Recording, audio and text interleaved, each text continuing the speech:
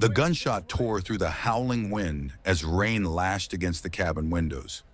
Jackson Reed's hands trembled as he clutched his Winchester, the cold metal slick beneath his sweating palms. Three shadowy figures had broken into his barn, and now they were moving toward the house. "Get down!" a deep voice commanded behind him. Before Jackson could react, a massive form lunged past him. Samantha, his wife of just 5 months, a woman who stood nearly a foot taller than him and twice as broad through the shoulders. As another shot blasted through the window, she shoved Jackson aside with remarkable force, taking his place in the line of fire. The bullet splintered wood where he'd been standing just seconds before. A flash of lightning illuminated a face peering through the broken window, unmistakable even through the rain. Frank Thornton, the same man who'd killed Mason Reed 2 years ago, was now back to finish the job. Like shooting fish in a barrel, Thornton's voice carried through the storm, the cruel laughter cutting deeper than any bullet. Montana, 1887. When a man faces down dangerous outlaws, sometimes salvation comes from the most unexpected source. A mail-order bride twice his size. But how did they get here? The story began 6 months earlier. The Elkhorn Ranch sat nestled in the shadow of the Montana mountains, a small spread compared to the cattle operations expanding throughout the territory. 160 acres of decent grazing land, a modest cabin with a leaking roof, and a barn that tilted slightly to the east like it was perpetually leaning away from the winter wind. Jackson Reed stood just 5'6" in his boots, his frame lean but wiry. At 38, the lines around his eyes had deepened, not from laughter, but from squinting against both sun and sorrow. He had a way with animals. Horses calmed at his touch. Even the most skittish cattle would eat from his palm. But with people, words tangled in his throat like barbed wire. What Jackson lacked in size, he made up for with an uncanny gift. Old-timers called it reading sign, the ability to track a wounded elk across bare rock, to know when a storm was coming 3 days before the sky darkened, to sense water underground by the way certain wildflowers grew. These quiet skills had earned him grudging respect, even if the same men whispered about his failure when they thought he couldn't hear. "Easy, Thunder," Jackson murmured, approaching the massive black Angus bull in the corral. The beast snorted, pawing at the ground, its eyes wild with a primal fury that seemed to have intensified since Mason's death. Only his brother had been able to fully control the animal. Mason. The name still felt like a knife between his ribs. 2 years had passed since that night. The memory came to him as he worked, unbidden and sharp as ever. The crack of a twig in the darkness, the low voices near the east pasture. "Rustlers," Mason had whispered, already reaching for his Winchester. "They're after the herd." "Wait," Jackson had urged, grabbing his brother's arm. "Let's get help." But Mason, younger by 3 years but larger in every way that seemed to matter, had just flashed that confident grin. "By the time we ride to town, they'll be gone with half our stock. It's just a few men, Jack. We can handle this."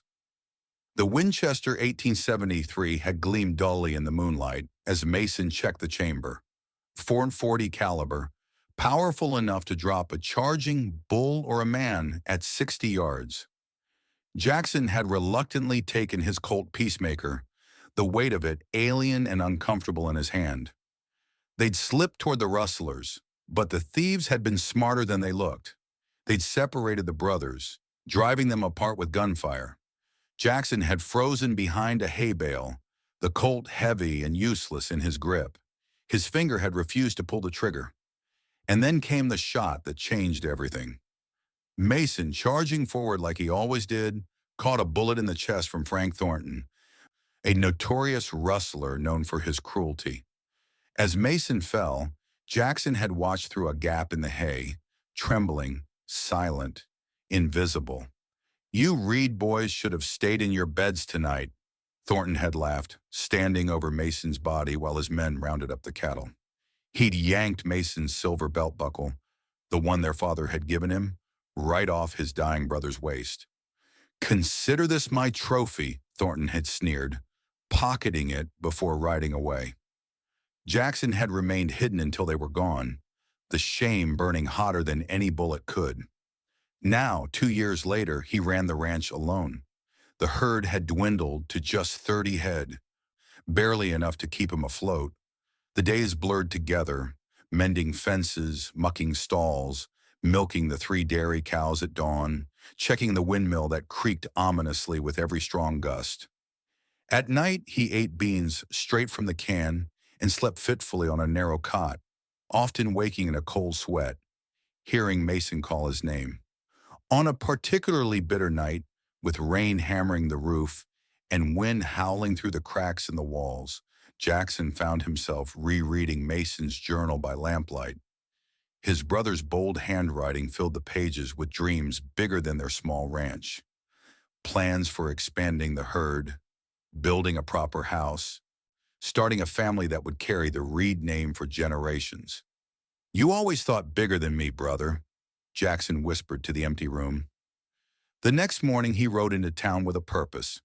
At the Mercantile, he asked Mrs. Holbrook for a sheet of paper and carefully composed an advertisement for the Territorial Tribune. "Rancher seeks wife. Own a 160 acres near Elkhorn Mountains. Seeking gentle woman who appreciates nature, wildflowers, and cooking. Quiet disposition preferred. J. Reed, Box 17, Silver Creek Station." He made no mention of his size, his nightmares, or the shame that rode his shoulders like a vulture. Nor did he specify what he was looking for in a woman's appearance, though in his mind he pictured someone small and delicate, someone who would need his protection despite his stature, someone who might make him feel like the man Mason had been. 3 weeks later, a letter arrived, the handwriting neat and measured. "Dear Mr. Reed, your advertisement caught my attention as I too appreciate the quiet beauty of nature and find solace in the preparation of good, honest food. I have experience with farm work and animals and am seeking a fresh start away from the judgments of city life. If you would have me as your wife, I can depart on the next available train. Respectfully yours." Samantha Morgan Jackson read the letter a dozen times, trying to imagine the woman behind the words. The phrasing was educated but practical. She mentioned farm experience. Perhaps she was a farmer's daughter, used to hard work but gentle in spirit. He pictured someone with small hands and a sweet voice, perhaps with a ribbon in her hair. He sent his reply the same day, along with enough money for a train ticket.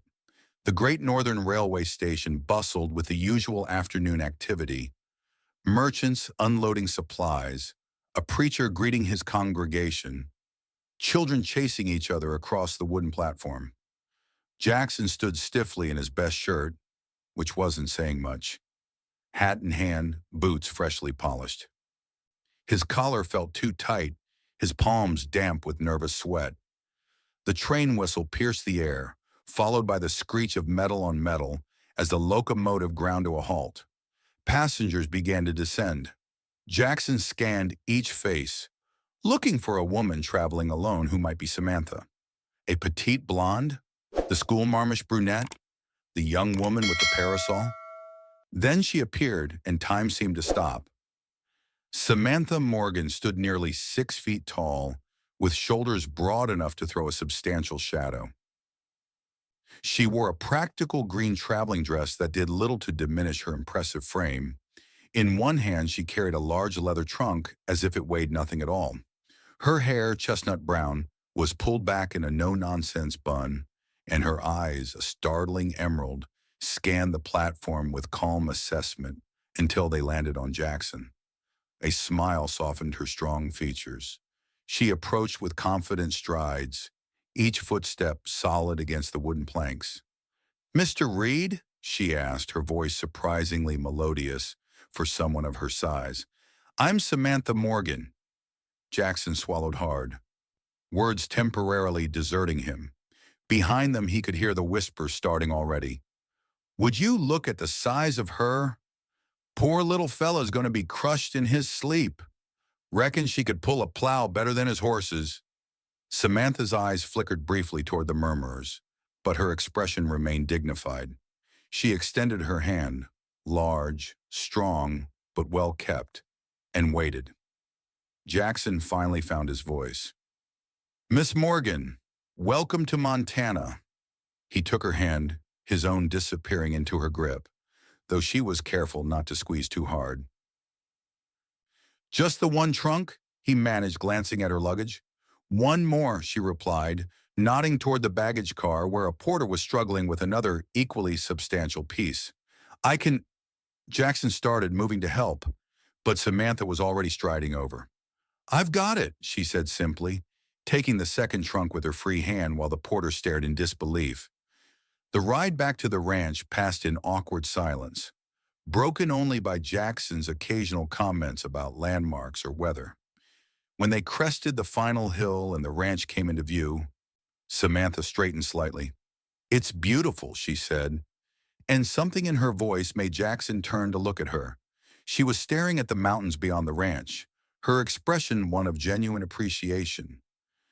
It's not much, he said automatically. It's more than I've had to call my own, she replied.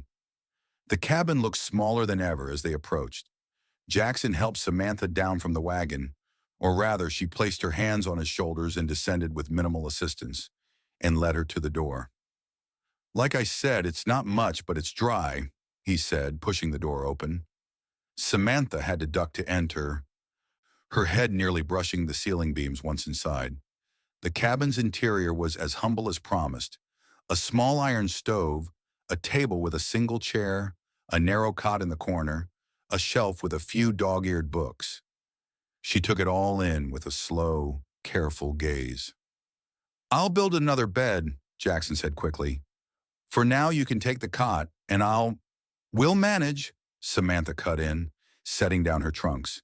She ran a hand along the rough-hewn table. Did you make this? Jackson nodded.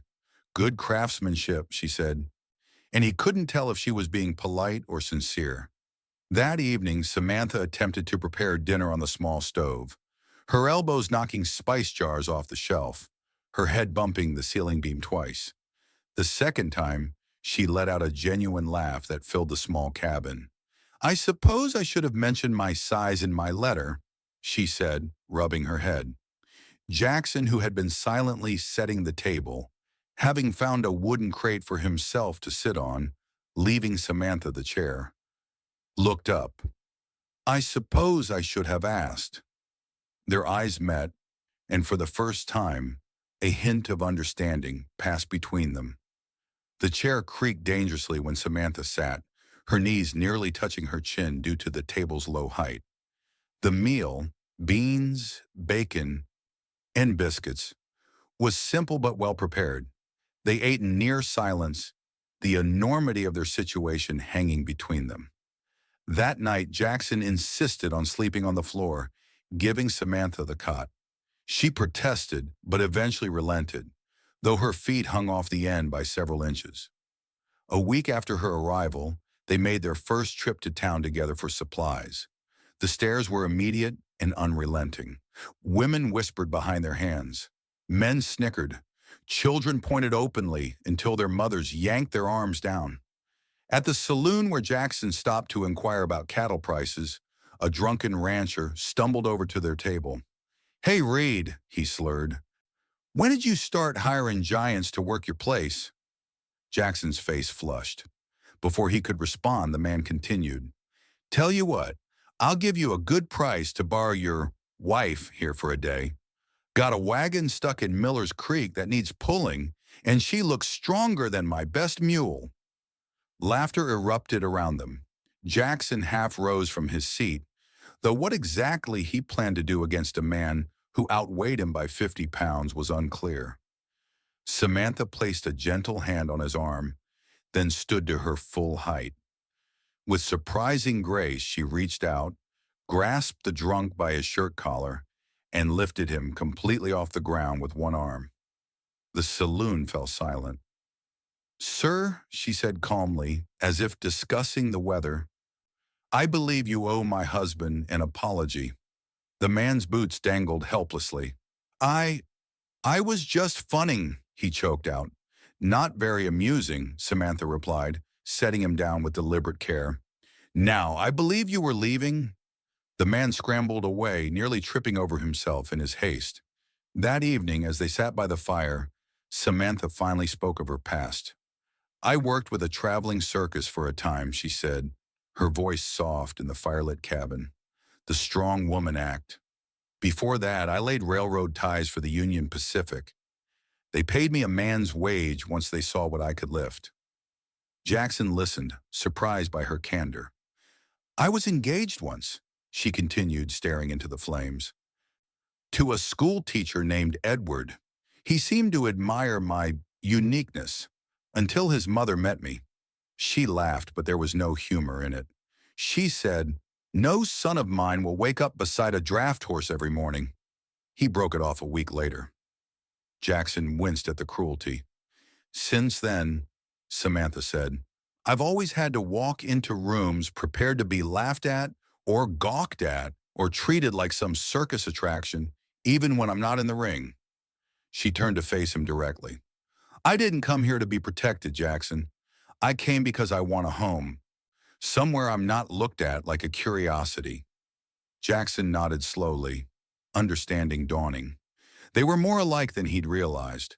Both outsiders, both judged for what they were not, rather than what they were. "You're not the only one with ghosts," he said suddenly, surprising himself. "That night, when Mason died," he swallowed hard, "I was right there, hidden behind a hay bale, too scared to move, too scared to shoot." He expected disgust, but Samantha's eyes held only compassion. "Fear isn't weakness," she said quietly. "It's the body's wisdom. Sometimes it saves us." "It didn't save Mason." "No," she agreed, "but it kept you alive to tell his story." Something shifted between them that night. Not quite trust, not yet, but the beginnings of understanding. The incident with Thunder happened 3 weeks later. Jackson was mending a fence on the north pasture when he heard the commotion, shouting, the panic, neighing of horses, a woman's scream. He dropped his tools and ran toward the noise, heart hammering. His prize bull, Thunder, had somehow escaped his pen and was rampaging through Widow Sherman's garden, the only flower bed for 5 miles. The massive black Angus, 2,000 pounds of muscle and fury, was systematically destroying years of careful cultivation, his horns lowered as he charged at anyone who came near. Several men from neighboring farms had arrived, ropes in hand, trying to corner the animal. "Get behind him," someone shouted. "Don't spook him." But Thunder was in no mood to be corralled. With a bellow that seemed to shake the ground, he lowered his head and charged at the men. Most scrambled out of the way, but one wasn't quick enough.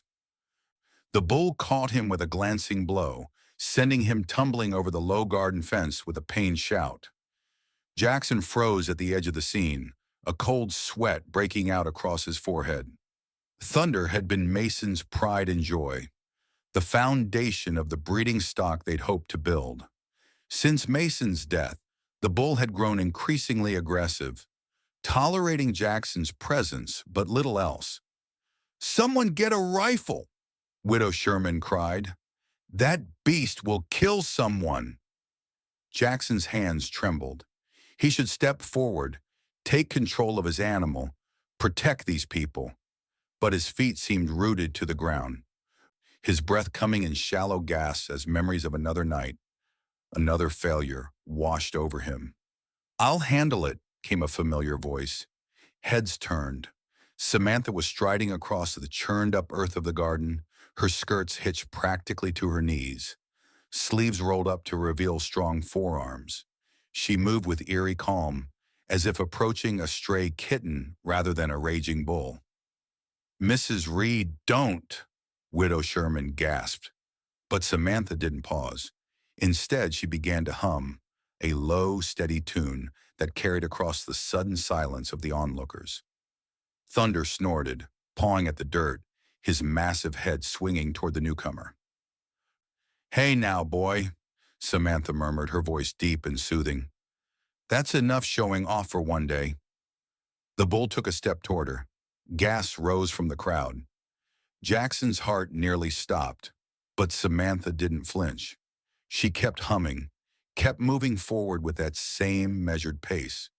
To everyone's astonishment, Thunder lowered his head, not to charge, but in what almost seemed like deference. Samantha reached out and placed her hand on the great beast's neck, her fingers sliding through the coarse hair with confident familiarity. "There we go," she whispered. "Let's go home." Slowly, she produced a length of rope from her pocket, looped it around Thunder's thick neck, and gave a gentle tug. The bull followed her docilely across the ruined garden and back toward the Reed property, leaving a stunned audience in their wake. That evening, Jackson built a new chair for Samantha, sturdy, wide, constructed from solid oak with reinforced joints. When she came in from feeding the chickens, she stopped short at the sight of it, waiting by the fire. "Thought you might like something that fits," he said simply. Samantha ran her hand along the smooth wood, testing its strength with a gentle press. "You didn't have to. Wanted to," he replied. She sat down, and for the first time since her arrival, she didn't look cramped or uncomfortable. The chair held her solidly, without so much as a creak. "Perfect," she said with a smile that transformed her face. Over the following weeks, Jackson made more changes. A new, wider door frame that didn't require Samantha to duck. A bed long enough to accommodate her frame. Higher shelves and counters in the kitchen, so she didn't have to stoop. With each modification, the cabin became less his and more theirs. Samantha, for her part, planted sunflowers along the south wall of the cabin, started a vegetable garden, and began teaching Jackson to cook meals more complex than beans and bacon. In the evenings, she would sometimes read aloud from one of his dog-eared books, her voice bringing the stories to life in a way they never had when he read them alone. One afternoon, Jackson found her examining his rifle. "You know how to shoot?" he asked. "No," she admitted. "Never needed to with these." She flexed her strong hands. "But I think I should learn. This is still wild country." Despite the tremor that still crept into his hands when he held a firearm, Jackson took her behind the barn and taught her the basics. Her steady hands and keen eye made her a natural, and soon she was hitting targets with remarkable accuracy. "You're a better shot than me," he admitted after she placed 5 bullets in a tight grouping on a distant fence post. "Different strengths," she replied, handing him back the rifle. "I couldn't build a chair to save my life." Their peaceful routine was shattered one stormy afternoon when the creek that bordered their property suddenly swelled with runoff from the mountains. Jackson was in the barn when he heard Samantha shout. "The north pasture," she called, already running toward the cattle. "The water's coming in fast." Jackson grabbed his horse and raced after her. The normally docile creek had transformed into a raging torrent, eating away at the bank where a third of their herd grazed, cut off by the rising water. "We need to get them across before the bank goes," Jackson shouted over the downpour. Working together, they drove the panicked cattle toward higher ground. Samantha waded into water up to her waist, bodily pushing the more stubborn animals toward safety, while Jackson directed them from horseback. Just as the last calf made it across, the bank collapsed, taking Samantha with it. Without thinking, Jackson plunged his horse into the churning water. Samantha surfaced a few yards downstream, fighting the current with powerful strokes. He guided his mount alongside her and leaned down, arm extended. "Grab on," he shouted. Her hand clasped his, strong, sure, and with a strength born of desperation, he hauled her halfway onto his horse. They made it to the bank just as a massive log swept past where Samantha had been moments before. Drenched and breathless, they collapsed on the muddy ground, the rescued cattle huddled nearby.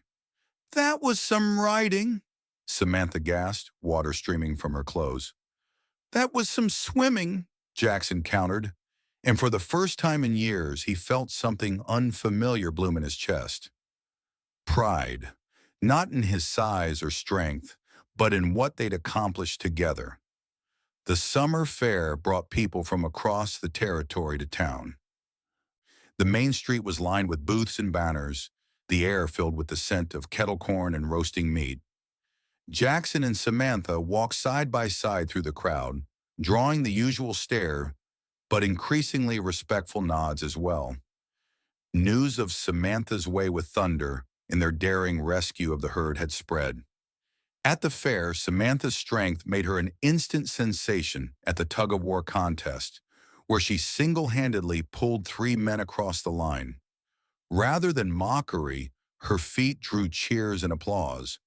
Later, as Jackson watched her gather a group of children around her, teaching them how to tie proper knots and pitch a small tent, a rough voice spoke behind him. "Well, if it ain't little Jackson Reed and his giant wife." Jackson turned to find 3 men watching him, their expressions somewhere between amusement and contempt. The speaker, a weathered cowhand with a scar across one cheek, spat tobacco juice near Jackson's boot. "Remember me, Reed? Jake Simmons. Worked with your brother on that cattle drive to Billings." Jackson nodded stiffly. "I remember. Heard you got yourself a wife who does all the heavy lifting now," Simmons continued, drawing chuckles from his companions. "Guess that's fitting, since Mason always said you were more woman than man anyway." The words hit Jackson like a physical blow. He felt the familiar shame rising, threatening to choke him. "Tell me, Reed," Simmons pressed, "who wears the pants in your house? Or did you have to sew some special ones for her?" Jackson's face burned. He turned to leave, but Simmons caught his arm.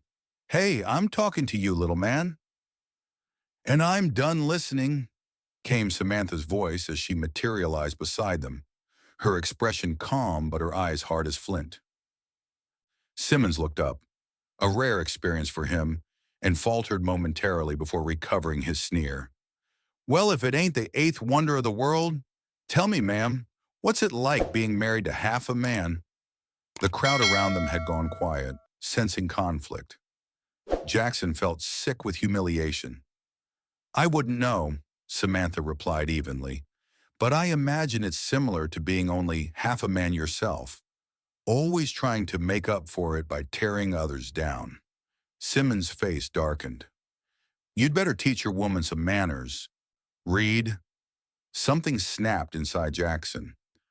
"My wife doesn't need teaching," he said, his voice steadier than he felt, "and I'd thank you to move along before this gets unfriendly." Simmons looked ready to escalate when a new voice cut through the tension. "Everything all right here, folks?" Sheriff Donovan had approached, his hand resting casually on his holstered pistol. After a tense moment, Simmons backed down.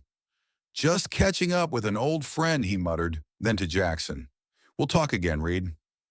That evening, at the saloon, Jackson overheard news that turned his blood cold.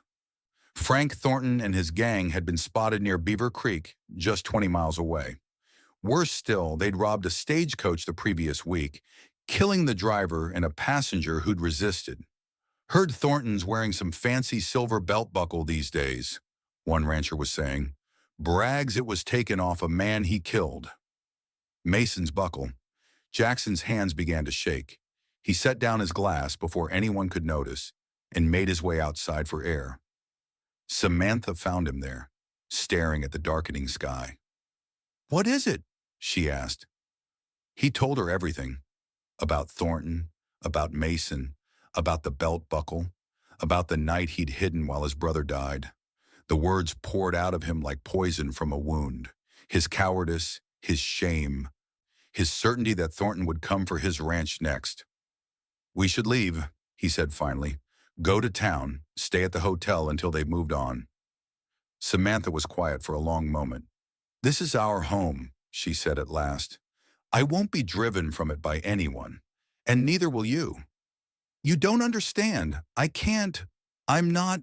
"You're not what? Not strong enough? Not brave enough?" She took his face in her hands, forcing him to meet her eyes. Jackson Reed, you are exactly enough, and we will defend what's ours. They spent the next week preparing. Jackson reinforced doors and windows while Samantha cleaned and oiled every firearm they possessed. The Winchester, the Colt, and an old shotgun they'd found in the barn. Ever shot one of these? Jackson asked, watching her handle the shotgun with careful precision. No, but I learned quick, she replied, shouldering the weapon to check its balance. He taught her about loading, about the brutal kick of the shotgun, about aiming slightly below where you wanted to hit, because the barrel would rise with the recoil. She absorbed every lesson with the same focused intensity she brought to everything. The night before the storm hit, Jackson found Samantha sitting on the porch, weaving something between her fingers. As he drew closer, he saw it was a small ring made of braided grass with a carved wooden bead at its center. "What's that?" he asked, settling beside her on the bench he'd built wide enough for them both. "Something my father taught me to make," she said, holding it up. The craftsmanship was surprisingly delicate for such strong hands. He said it was a charm for protection. She took his hand and slipped the ring onto his smallest finger, the only one it would fit. "For tomorrow," she said simply. Jackson looked at the ring, then at his wife's face in the fading light. Without thinking, he leaned forward and kissed her, their first real kiss since their hasty wedding. Her lips were softer than he'd imagined, and she returned the gesture with a tenderness that made his heart ache. "Whatever happens," he said when they parted, "I want you to know that you made this place a home. Made me feel whole for the first time since Mason died." The storm arrived the next evening, rolling in from the mountains with a vengeance. Rain hammered the roof, and wind howled through the trees, rattling the windows in their frames. Jackson and Samantha sat in the main room, a lantern burning low between them, weapons close at hand.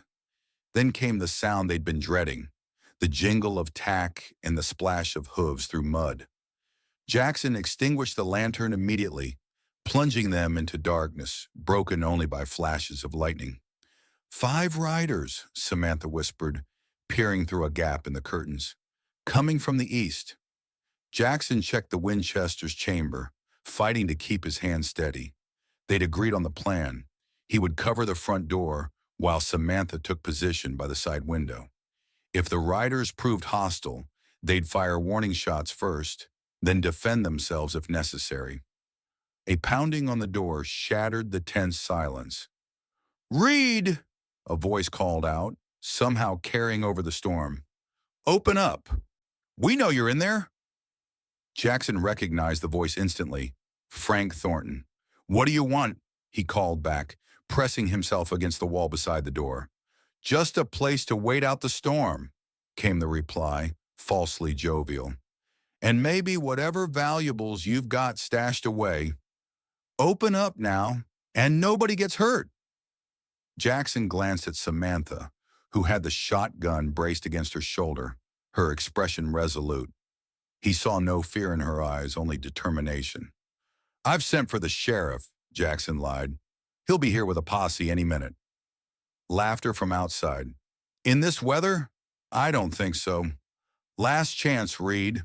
Open up, or we start shooting." "Move on, Thornton," Jackson shouted. "You're not welcome here." The response was immediate, a barrage of gunfire that shattered windows and splintered wood. Jackson ducked as glass exploded inward. He heard Samantha fire the shotgun, its boom temporarily drowning out the storm. A cry from outside suggested she'd hit someone. "That bitch winged me," a voice shouted. "Burn them out," Thornton ordered. Lightning illuminated dark figures moving toward the barn. They were going for the hay, Jackson realized, planning to set the place ablaze despite the rain. "They're heading for the barn," he told Samantha. "I have to stop them." Before she could respond, Jackson was moving, yanking open the back door and dashing into the storm. Rain instantly soaked him to the skin as he crouched low, making his way toward the barn where 2 of Thornton's men were gathering hay and what looked like a bottle of kerosene. Jackson raised the Winchester, aimed, and hesitated, the old familiar paralysis gripping him. His hands began to shake. Not now, he thought desperately. Not again. In his mind's eye, he saw Mason falling, heard his brother's final gasp. But then another image replaced it. Samantha, standing tall and unafraid, believing in him when he couldn't believe in himself. A gunshot cracked, and pain exploded in his left arm. He'd been spotted. Jackson dove behind a water trough as more shots followed, splintering wood around him. He could hear shouting, then the crash of the front door being broken down. Samantha. The thought of her facing Thornton alone cut through his fear like a knife. With sudden clarity, Jackson steadied the rifle against the trough, took careful aim at the man with the kerosene, and squeezed the trigger. The Winchester's report was swallowed by a crack of thunder, but the bullet found its mark. The man dropped, clutching his leg. His companion turned, firing wildly in Jackson's direction. Jackson worked the lever, chambered another round, and fired again. This time his target fell and didn't move. Pain throbbed in his arm, but adrenaline kept him moving as he made his way back toward the house. A flash of lightning revealed a horrifying scene through the broken window. Samantha struggling with a man twice her size, while another aimed a pistol at her back. Without thinking, Jackson raised his rifle and fired. The would-be shooter crumpled. Samantha, hearing the shot, used the distraction to drive her elbow into her attacker's ribs, with enough force to send him stumbling back.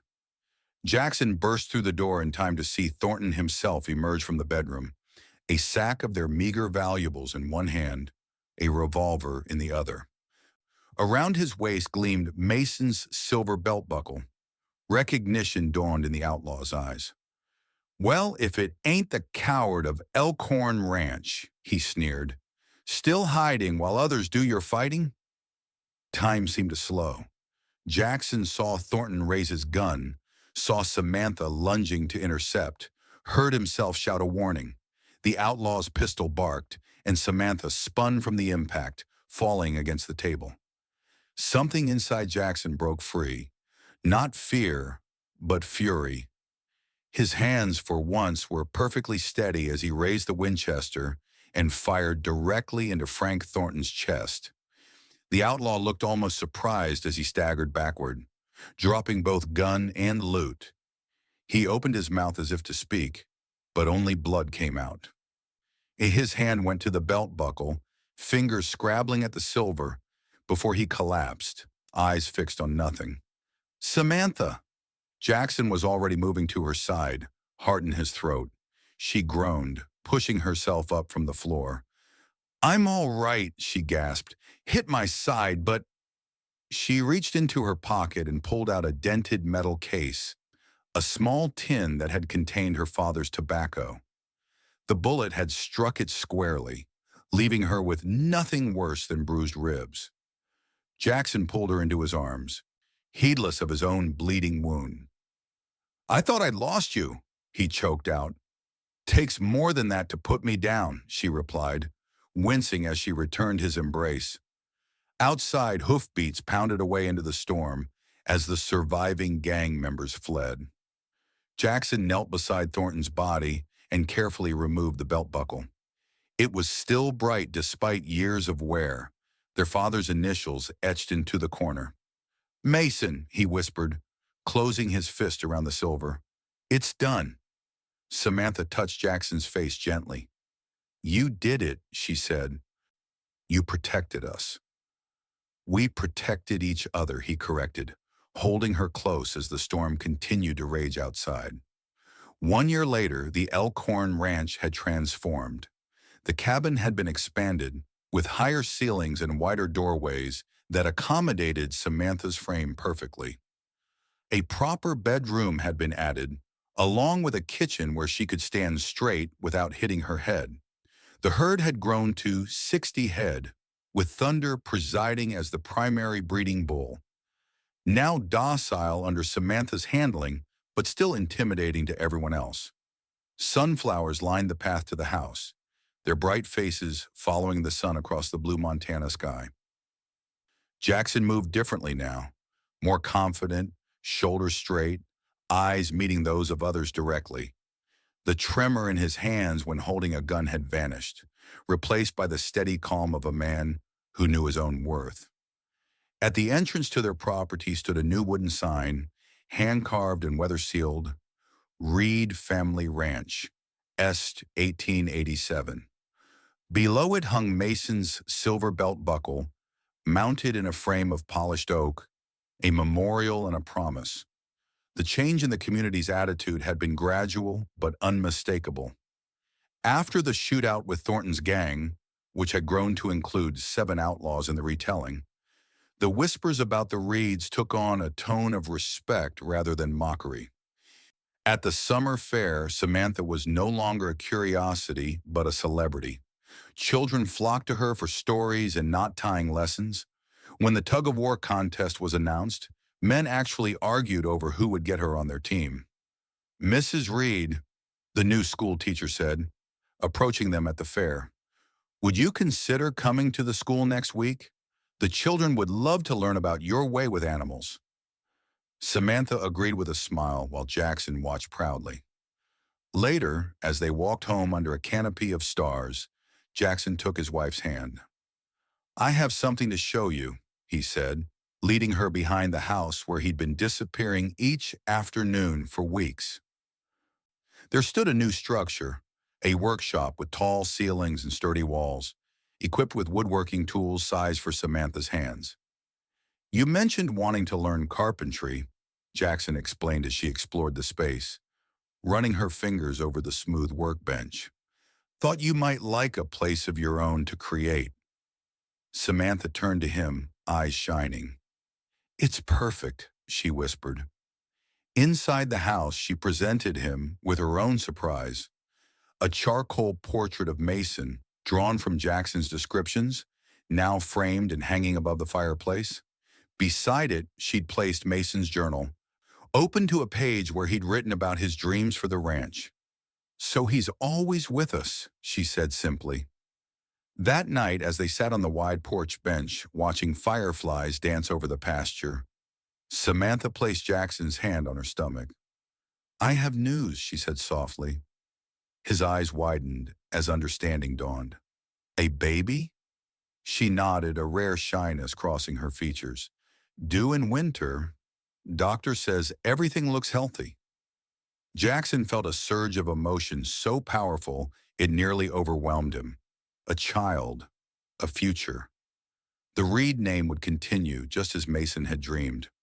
"Boy or girl, they'll be strong," he said, his voice thick. "With a mother like you." "And wise," Samantha added, squeezing his hand. "With a father like you."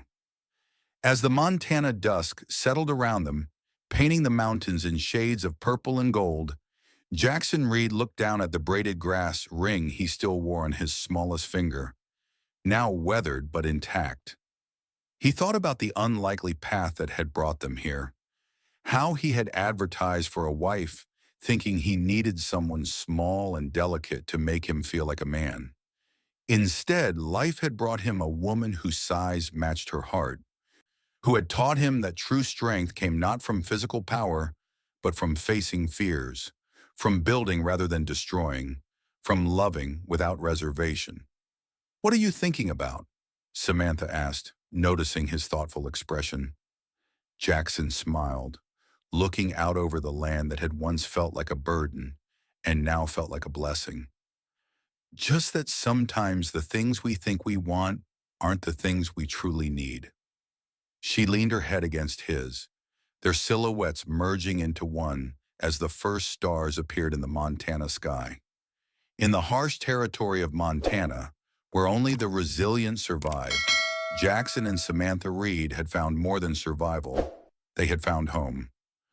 If this story of unlikely love and courage in the face of danger stirred something in your heart, don't forget to subscribe for more Wild West tales. Next week, Silver Creek Vengeance.